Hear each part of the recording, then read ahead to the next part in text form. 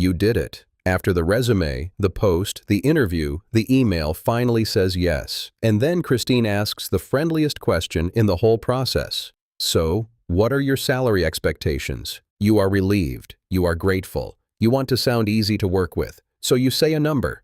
And in that one sentence, you built your own ceiling, lower than the one they had in mind. And you are going to feel the gap in your bank account, not for a month, but for years. Your salary was never going to be set by what you are worth. It is set by a number. And whoever says that number first loses. I am going to show you why and exactly how to make sure the first number in the room is never yours.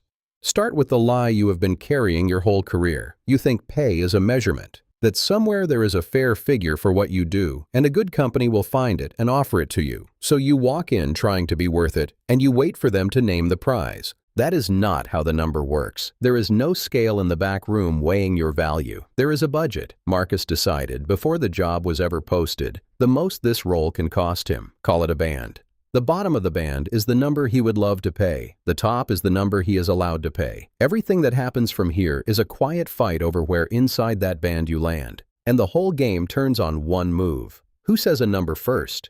Because the first number spoken does not start the negotiation. It ends it. It becomes the center of gravity, and everything after it only orbits a little to one side. Picture the same room twice. Say the band is 100 to 120. In the first version, you speak first and name 90. You will never climb to the top of that band now because every counter crawls upward from your 90, and crawling up from 90 does not reach the ceiling. In the second version, you stay quiet. They tell you the band, and now you are arguing about whether you sit near the top or right at it. Same role. Same you. $20,000 of difference, decided entirely by who opened their mouth first. So when Christine asks for your expectations with that warm little smile, understand what is happening. She is not curious. She is asking you to anchor your own salary, for her, before you know the band. And most people do it, gratefully. And do not hate Christine for it. She is not being cruel. She is being measured. Somewhere above her, someone tracks how close she fills roles to the bottom of the band. Because every dollar she saves on you is a dollar that looks good on her. The warmth is real and the incentive is real, and they point the same direction, down. You are not fighting a villain across that table. You are standing in front of a machine that rewards a friendly person for getting a low number out of you. The friendliness is part of how the number stays low. Let me show you how the anchor drops, because there are two trapdoors and you fall through both. The first is the feeling number. They ask what you expect and you reach for a figure. And where does it come from? It comes from your rent, from the number your neighbor mentioned at a barbecue, from a vague sense of what sounds like a lot of money. It is a mood wearing a dollar sign. And the second it leaves your mouth, it is the anchor. A number you pulled from your own anxiety is now the official top of your pay. The second trapdoor is worse. They ask on an early call, what are you currently earning? And you, being honest, tell them you handed them a leash. Because now your new salary becomes a small, polite bump on your old one. And if your old one was low, you dragged the underpayment of your last job into your next one. This is not a small thing. It is the exact reason several U.S. states have made it illegal for an employer to even ask. They worked out that the question exists to keep you tied to your past and to keep underpaid people underpaid forever. And if it comes up anyway, you do not have to answer it. You bat it away, politely. You say, I would rather talk about what this role is worth and the value I would bring than what a different company happens to pay me. You know the band you have set for this hire. Would you share it? You refused the leash without turning it into a fight, and you handed the question back. So if your worth does not set the number, and your feelings should not, what does? Here's the part nobody walks you through. Your real number is something you can calculate before you ever sit down. It is built from a short list of honest facts. The size of the company and the industry it sits in, how complex the role is, how many people you would manage, how big a budget you would hold, your years in the field, and your years in this exact type of role, where you live, your track record. Each of those nudges you up or down. And do not be spooked by how wide the range looks at first. The same job title pays $50,000 at a tiny company and $120,000 at a giant one. And both numbers are real. The trick is to cut the freak results off both ends, the desperate lowball and the unicorn outlier, and look at the thick middle where most real offers land. That middle is your band. Then you place yourself inside it honestly. Big company, rare skill, a decade in, a city that pays, a track record you can prove, and you slide toward the top. Thin experience or a common skill, and you slide down. You are not inventing a number. You are locating yourself on a map that already exists. And the map tells you one more thing, if you read it honestly. If every one of those factors lands you right at the top, that is not only good news. It can be a quiet sign you are overqualified for the role, that the band itself sits beneath you, and that the real move is a bigger job, not a harder negotiation. And if they all land low, that is not shameful. It means you have room to grow into the band over your first year or two. Either way, you have stopped arguing from a feeling, because the map already shows you where you stand. And the way you find that map is not by guessing, it is by looking. The pay sites, the job posts that list a band, and the single best source, the one people skip because it feels awkward, is other humans. People in the same type of role, current and former colleagues, a friend who recruits. You message a few of them, you tell them you do not want to lowball yourself, and you ask what a role like this pays. Most of them answer. Now, you are not anchoring to a feeling. You are anchoring to evidence, and you know the band before Christine does. Because here is the cost of skipping all of that. You walk in blind, she asks the friendly question. You say your nervous number, she writes it down, and she does not correct you. She does not say, we could have gone higher. Why would she? The gap between the number you said and the number Marcus would have paid does not get split with you. It quietly disappears into the company, and you never even learn how big it was. And it does not disappear once. Say the gap was $10,000. That is not $10,000 once. It is $10,000 this year, plus a bigger gap next year, because your raise is a percentage of the number you set today, and a percentage of a small number is a small raise, then a lower floor at your next job, because that offer is built as a bump on this one. You did not lose the gap a single time at the offer table. You signed up to lose a slice of it every year for the rest of your career. One nervous sentence, paid for on installment, forever. Picture two people hired into the same team the same week, same role, same skills. One of them said a number on the screening call. The other stayed quiet and made them show the band first. 5 years on, one is tens of thousands a year ahead of the other, and the gap is still widening, and neither of them was the better employee. One of them read the room, and one of them filled the silence. That is the whole difference. Not talent, not loyalty. Who spoke first? So here is what you do instead. And before any of the tactics, understand the rule underneath all of them. You negotiate, always. Not because every company will move, but because the ones that can are waiting for you to ask, and the ones that cannot lose nothing by hearing it. The candidate who takes the first offer untouched does not look easy and grateful. They look like someone who did not know their own worth, and that impression walks in the door with them. Negotiating is not rude.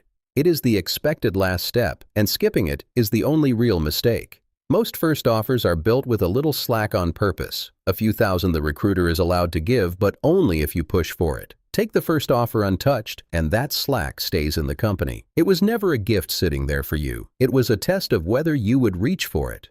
Now, the move that powers everything.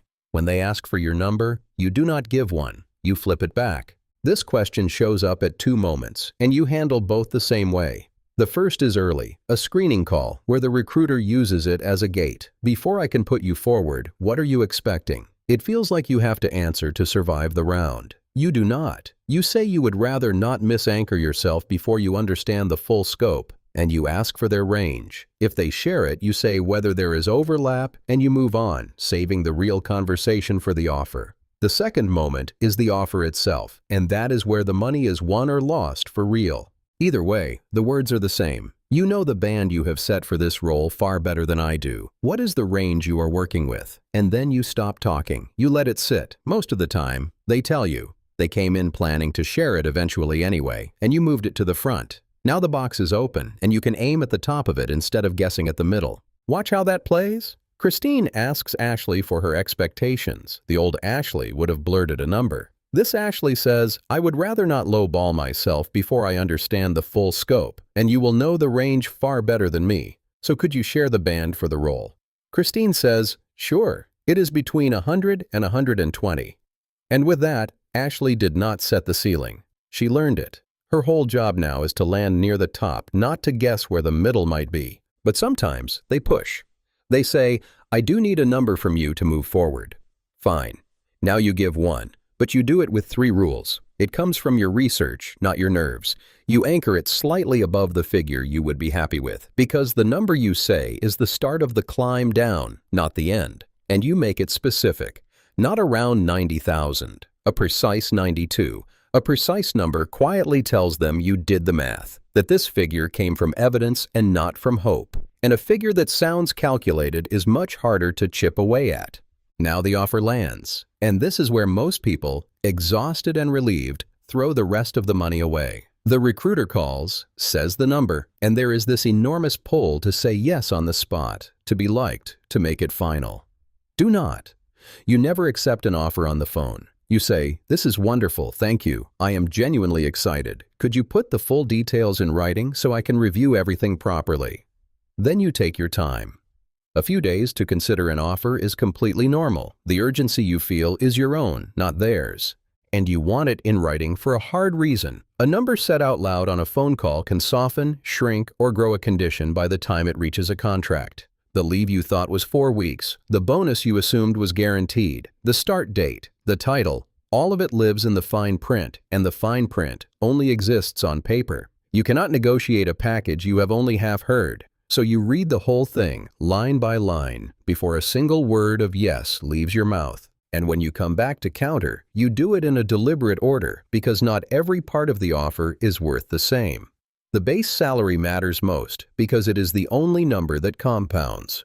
It is the one your raises multiply, and your next offer is built on. So you fight for the base first, and you spend most of your effort there. And be careful, because the offer will arrive dressed up. A long list of perks, a shiny title, a wellness stipend, free lunches, all of it laid out to make a thin base look generous. None of that compounds. A free lunch is not a raise. So you let them show you the whole package, you thank them for it, and you keep your eyes on the one number that grows every year. The base is the thing. Everything else is decoration until the base is right. Then, the benefits that genuinely change your life, the leave, the flexibility, the things you would use. And you keep one card up your sleeve, one nice to have you have not asked for yet, a better title, a training budget for your first year, an extra day working from home. You do not lead with it, you hold it, because when they finally say, "We cannot move another dollar on the base," that is not the end of the conversation. That is the moment you reach for the card. You say, "I understand the salary is capped. I want to make this work, so in place of the extra pay, could we bump the title and add a small development budget?" Now they get to say yes to you while saying no to more money, and both of you walk away feeling like you won. And watch your words the whole time, because a few phrases quietly hand the power back. Never open with, "I am happy with the offer," because the moment they hear it, the conversation is over and you ended it. Never apologize. No, sorry to be annoying. No, I hate to ask, because you are not asking for a favor. You are finishing a normal step. And never say, "The lowest I will take is," because you announced your own floor out loud. You stay warm, you stay certain, and you let them be the one to find the room. Watch Kevin run it. The offer comes in at 75. Kevin's research said a role like this, with his track record, lands closer to 82. So Kevin does not say he is happy with it, and he does not apologize. He says, "I am genuinely excited about this, and based on where I have been positioned for similar roles, I would be thrilled at 82. Can we find a way to get there?" They come back and say, "The most we can do on base is 77. Old Kevin takes it and feels grateful. This Kevin pulls the card. "Thank you for moving on that," he says, "and in place of the rest, could we make the title manager instead of specialist and add a $2,000 learning budget for the first year?" They say yes because that costs them almost nothing and keeps their budget clean. Kevin got the bump, the title, and the budget, and the recruiter got an easy yes. Nobody had to lose.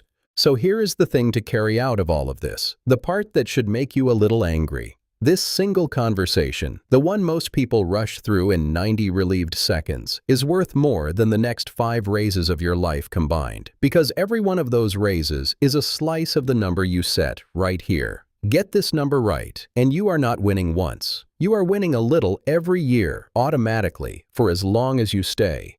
So go back to that moment. The offer email, the relief, the friendly voice asking what you are expecting. You are not being asked a question. You are being handed a pen and asked to sign your own ceiling, and the whole trick is to make you do it before you know how high the room goes. You know how it works now. The resume got you past the machine, the post told you the role, and then the questions. And the number at the end was never a measure of your worth. It was a test of who could keep quiet and who did the homework. You have walked the whole building now. The filter, the role, the grid, the number, and at every door the same thing was true. They handed you a paper they were hoping you would never read. You read all 4.